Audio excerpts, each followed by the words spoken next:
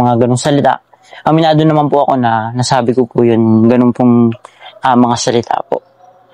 Masakit yun, hindi lang naman yung napagsabihan mong nakakapagsabi kang ganun sa akin. Ayun po, ito po yung pag-uusapan natin sa video na ito is tungkol nga po dito sa naging vlog ni, isa sa mga topic na napag-usapan sa naging vlog ni Tekram kay Luis, kung saan nga po is aminado talaga si Luis na may mga nabitawan siyang masasakit na salita para kay Tekram. Ito daw po kasi is parang nasabi ni Luis sa isang taga-suporta tapos parang na-post po ito. So, ayan, ipapatuloy po natin para mas lalo po natin maintindihan. Pero parang hindi po nito sinabi kung ano nga ba yung exact na post.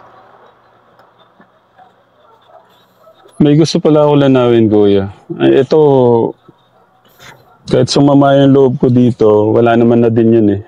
Gusto ko lang din linawin to. Kasi ano lang. Ay, yung nose po. Alam mo. Explain mo ngayon, Kuya. Kasi ang sama ng dating sa iba eh. Parang 5 years na nalagaan ko kayo. Sino nag-post? Si Adrian Guevara.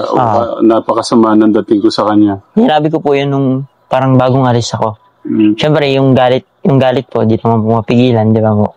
Dala ng emosyon. Yung emosyon kasi po, pagka namuna po kasi yun sa buhay ng tao. Kahit ano pong masabi ng tao, parang hindi niya na maisip kung ano na yung nasasabi niya, kung ano na po yung nabibitawan niya salita. So yun, ako nakapagbitaw ako ng mga ganong salita. Aminado naman po ako na nasabi ko po yun, ganun pong mga salita po.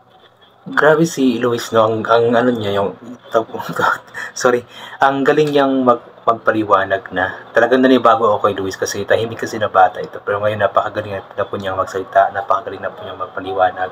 At yun nga po, tama po yung sinasabi naman ni Luis, kahit sino ba naman, kapag yung emosyon mo is galit, is hindi mo talaga mapipigilan na makapagsabi ng masasamang salita, masasakit na salita. Kasi nga, hindi ka na nakakapag-isip ng maayos. Kumbaga, ang lumalabas na lamang sa bibig mo is yung kung ano yung nilalaman ng iyong puso, yung galit, kumbaga. So, naintindihan din naman natin si Luis kung saan ang galing yung kanyang galit dahil nga po sa mga pangyayari bilang isang bata or kabataan. Ganun talaga.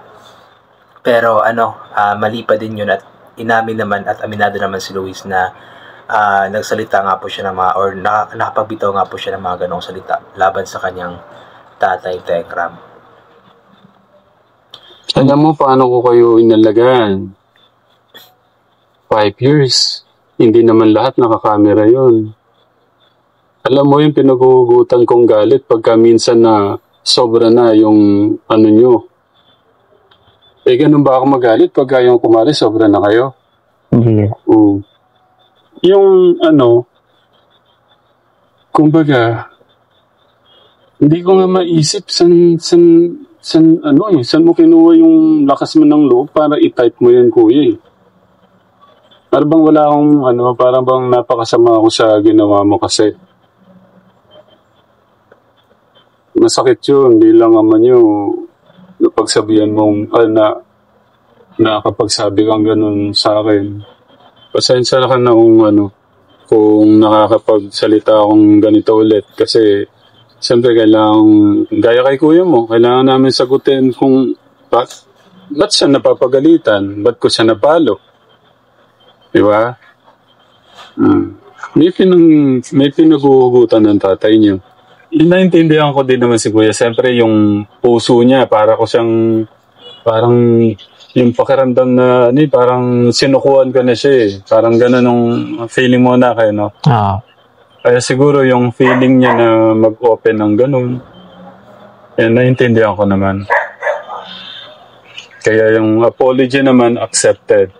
Ako naman may pagkakamali din dito. Katekram, sabi ko nga, hindi ko naman kailangan mag-explain pero yung mga naniniwala dito sa... Iba kasi interpretation eh. Iba-iba po yung interpretation. Baka inalila namin siya, minaltrato, ano man. Pero hindi po dapat ako magsalita nung hindi ganun. Kasi, sila po yung nakaranas nung paano po namin sila inalagaan. Kaya ako, sa tingin ko, ginawa ko yung best ko para kay Kuya Luis at Kuya Dave. So yun po. Ayan. So kumbaga yung mga salita na nabitawan ni Luis at nasabi dun sa kung sino man yung nag-post ay dala lamang ng bugso ng damdamin. Kasi inulit ko na naiintindihan nga po natin na kapag yung laman ng ating puso is galit, is hindi talaga natin maiwasan na makapagsalita ng masasakit or masasamang salita. Kumbaga, ang pinagmulan kasi nung galit ni Luis is yung siguro pagpapauwi sa kanya, iniisip niya na sinukuan na siya ng kanyang tatay, Tekram. Kasi medyo na-spoiled talaga sila doon sa mansion or sa promised land or sa bahay nila Tekram. Kaya siguro kapag nilidisiplina sila, that time is medyo masakit sa kanilang puso. Pero ngayon is pagkalipas ng mga ilang araw or ilang linggo na nandoon si Luis sa kanila, is na-realize niya yung mga bagay-bagay, kung ano nga ba yung mga kamalian na kanyang nagawa. At ang maganda kay Luis is talagang yung umaamin siya na meron siya nagawang mali, umaamin siya na nakapagsalita siya ng ganoon, at higit sa lahat yung humihingi siya ng tawad at bumabawi nga po sa mga bagay na nagawa niya. Kaya good job sa iyo, Luis, ipagpatuloy mo lang yung ganyang ugali mo. Nakakatuwa si Luis noong laki na ng pinagbago pala niya. Aminado din naman ako na hindi ko talaga nasubaybayan si Luis. Mga 2-3 years na din, mga 2022 yata simula nung hindi na ako nag-reaction video for Tekram channel dahil nga po sa mga yung mga nambabash dati, yung tawag niyan. Kung naalala nyo po yung birthday, magka-birthday kasi kami ni Luis, tapos si Ma'am Shimaris nagpadala yata ng cake doon or nagpa-tarpaulin for Luis. Then nakalagay po yung channel ko doon, picture ko doon ni Ma'am Shimaris tapos ni Tita Gwen. Then after that, marami ng mga bash kasi maka-Luis daw kami. Pero hindi naman maka-Luis that time kasi is neutral lang. Nagpo-post ako about Luis, nagpo-post ako about Dave. So yun is ikinasama po yun ng mga supporters ni Dave kasi maka-Luis daw something, kaya umalis po ako.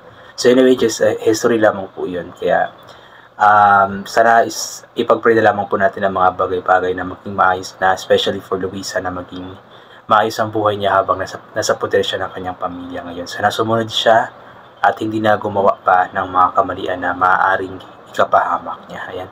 So yun, I think hanggang dito na lamang po muna itong gagawin ko na reaction video. So thank you so much po sa lahat ng mga palagi bumabalik sa aking YouTube channel. So inulit ko nga po palagi na galing po natin magdasal, magpasalamat sa lahat ng mga bagay natin natatanggap kahit na di po natin ito hinihingi. Kasi nga po lahat ng mga bagay na meron tayo ay kalob sa atin ng ating Panginoon, at wala ang mga bagay na ito kung hindi dahil sa Kanya. And always take vitamin C para maboost ang ating immune system. At hindi po tayo matatamaan agad-agad na kung ano namang mga sakit-sakit, especially sa panahon ngayon na paiba-iba nga po yung napakainit. Tapos bigla-bigla na lamang umuulan. Kaya ugalin po natin madala ng payong every time na lalabas po tayo para hindi po tayo mabasa or maulanan. Ayan. Thank you po. God bless and bye-bye.